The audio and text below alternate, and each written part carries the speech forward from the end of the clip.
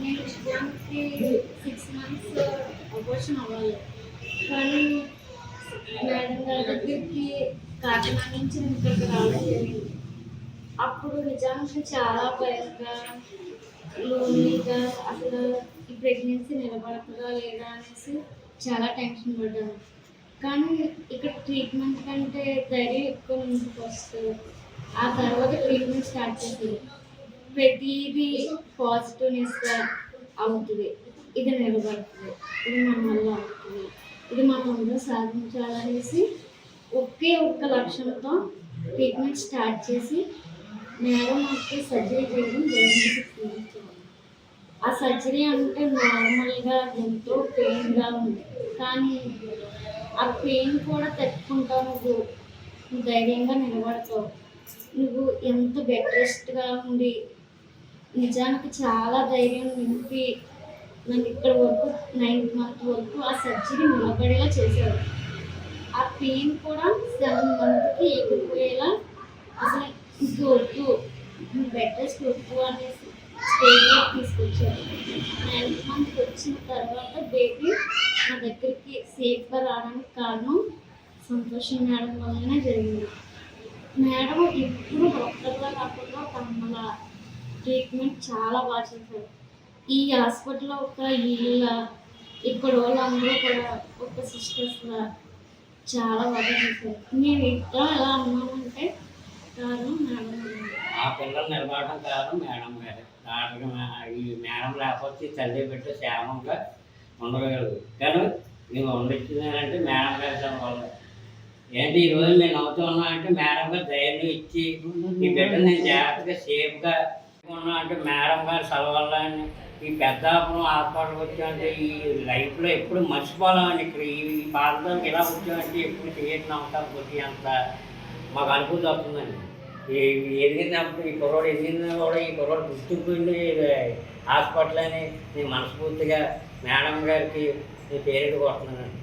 ఏంటి నాకు నా బిడ్డకి ఆ బిడ్డకి జన్మనిచ్చిన కన్నా మేడం గారు బాగా చెప్తారని నాకు తెలిసి ముందే తెలిసాను. 7 నెలలు తీసుకొద్దాం అనుకున్నాను. కానీ మా ఇలా కింద జరగడంతో బిల్డింగ్ జరిగింది. కాకినాడ తీసుకెళ్ళాను. 6 రోజులు సెట్టాలి. నా కూతురు బాగా భరించాక సంతోషం మేడం గారు బాగా చదువుతానని మీరు తీసుకొచ్చాను. నేను అనుకున్నట్టు కంటే ఇంకా ఎక్కువగా చూసాను. మేడం గారు తప్ప ఎవరు చేయలేరని మాకు నమ్మకంతో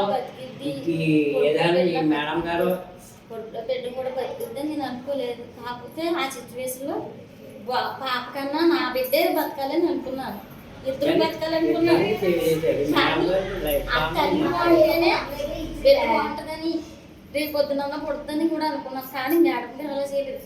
ఇద్దరు బాగుండేలాగా నేను చేస్తానమ్మా. ఒకళ్ళనే చూస్తాను, రజనీని చూస్తాను, లేదా ఇద్దరిని అన్నారు.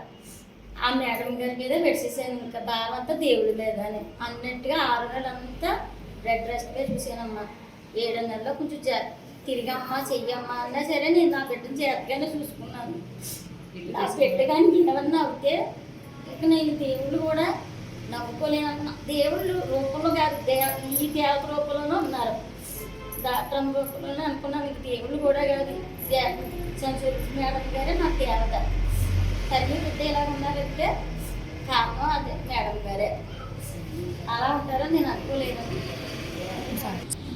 అవ్వటి వెళ్ళిపోతే కారెట్టుకుని తీసుకురావాలి పిల్లలని 6,000 ఎట్టి రెంట్కి తీసుకుని 4 నెలలు ఇక్కడే ఉండిపోయినాం. మిల్లు అంతా వదిలేసుకుని అన్నీ మొత్తం వదిలేసుకుని ఈ పాప కోసం కొడుకులో ఉన్న బిడ్డ కోసం అలా ఉన్నాను. ఇది ఎవరికి తెలిసింది తెలియకపోయినా ఆ మేడం గారికి నా ఫ్యామిలీకే తెలుసు. అది ఇంట్లో ఉన్న స్టాఫ్ నర్సులు కూడా నా బిడ్డని ఒక సిస్టర్ లాగే చూసారు. మొత్తం అందరూ కూడా వాడుకుంటారులాగే క్లీన్ చేసుకోలే కాదు.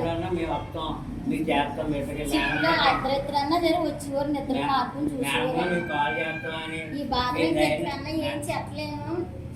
ఈ చేర్చి హాస్పిటల్లో చాలా చుట్టూ ప్రదేశంలోనే ఉండాలి ఎప్పటికీ.